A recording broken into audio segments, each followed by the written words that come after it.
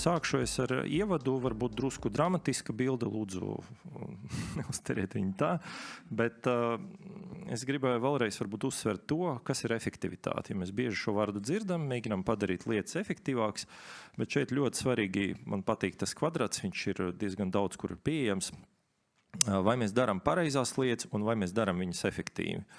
Un tā ir ļoti svarīga lieta. Ja mēs turpinam darīt kā līdz šim kaut kādas lietas, kuras vairs netiek pieprasītas un mēs to nepamanam, tad mēs faktiski ātri tuvojamies mūsu organizācijas pazušanai no tirgus, faktiski izkonkurēšanai.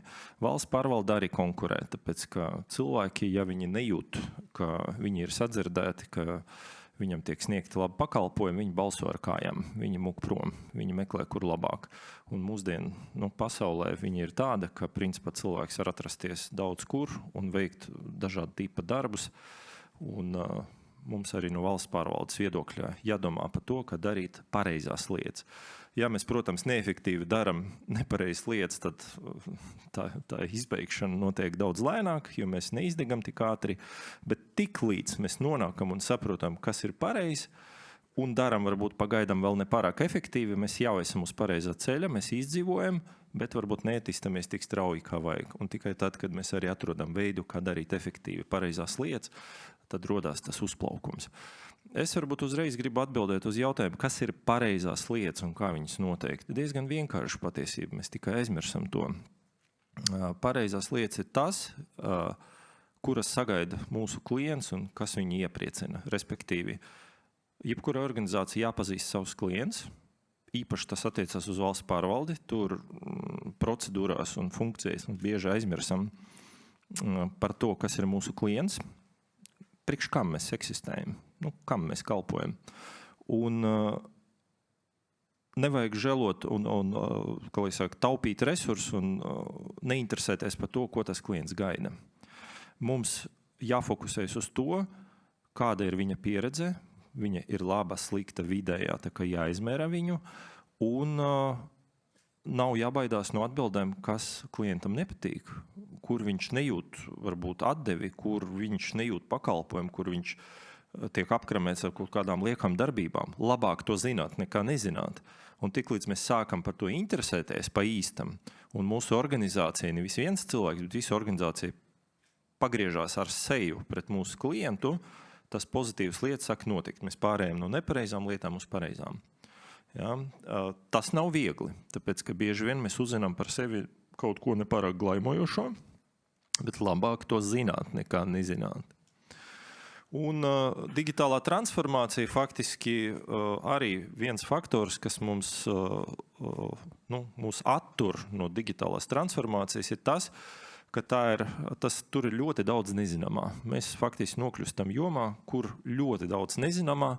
Esošā rīcībā, kā mēs darām, viņa mums ir pazīstama, pietiekoši komfortabla, mēs zinām, no rīta atnāksim, ko mēs darīsim, zināsim, cikos beigsim darbu. Tiklīdz mēs sākam digitālu transformāciju, tur vispār var mūsu pakalpojums pazust.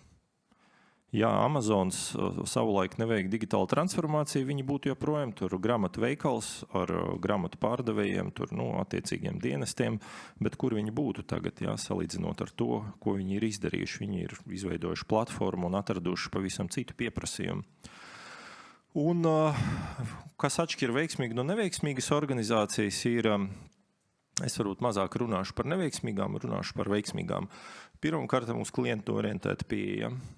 Ja, tā kā klients ir pirmajā vietā, mums par to jāatcerās, un arī visai motivācijai, kas ir darbiniekiem un strateģiskiem mērķiem, kas ir vadībai, jābūt saistītiem ar klienta pieredzes uzlabošanu. Tad ir pieņemt digitālu transformāciju, kas ļoti nav viegli, un mēs esam gatavi mainīt domāšanu un ieradumus mainīt ļoti grūti. Veiklībā pielāgošanas spēja, tātad vadība nodibina uzņēmumā pārmaiņu kultūru, tādu, kurā veicina pārmaiņas, veicina eksperimentēšanu.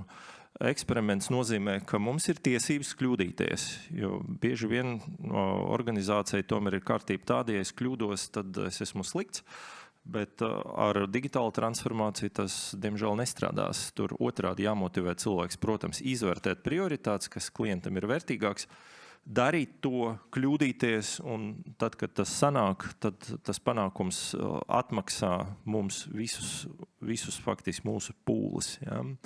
Un nepārtrauktas macīšanas kultūra. Kāpēc? Tāpēc, ka esošās profesijas pazudīs. Ne uzreiz, viena lēnāk, citas ātrāk, bet profesijas mainās šobrīd. Ja? Un ja, piemēram, mēs ieviešam chatbotiņu, kurš mums tur apkalpo klients, tad mums vajag cilvēku, kurš māca to chatbotiņu, kurš analizē pieprasījumus, kurš kaut kā mēģina tos datus strukturēt un izdarīt pareizos secinājumus, ko tad cilvēks grib tur ieraudzīt. Ja? Un tā ir cita profesija. Vai tur datu zinātnieks, kurš mēģina no datiem izsecināt, kādi ir mūsu klientu vēlmes. Un man patīk ļoti interesants sauklis, kur es dzirdēju, ja cilvēks dienā pavada 9-12 stundas sociālajos tīklos, pastieties apkārt, brauc sabiedriskais transports, ko mēs redzam? Jūs ievērojat, ko cilvēki dara? Vīrieši skatās uz sievietēm? Nē. Visi tā izskatās, jā, publika. Tātad tas cilvēks pavada laiku, es arī esmu turpat, es domāju, mēs katrs varam atzīt.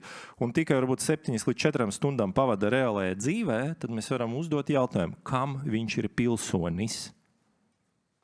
Valstī vai sociālajiem tīklam? Mēs jūtam, kur viss plūst. Ja? Tātad, ja transformācija kavējās, jo cilvēki sagaida, ja viņš ir jau ēdienu pasūtījis Voltā, braucienu pasūtījis Boltā, un vēl kaut ko tur dara internetā un jaunas drēbes nopirts, tad viņš sagaida to pašu arī no valsts pārvaldes vai arī no organizācijas, kuras sniedz viņam pakalpojumus. Viņš sagaida to pašu.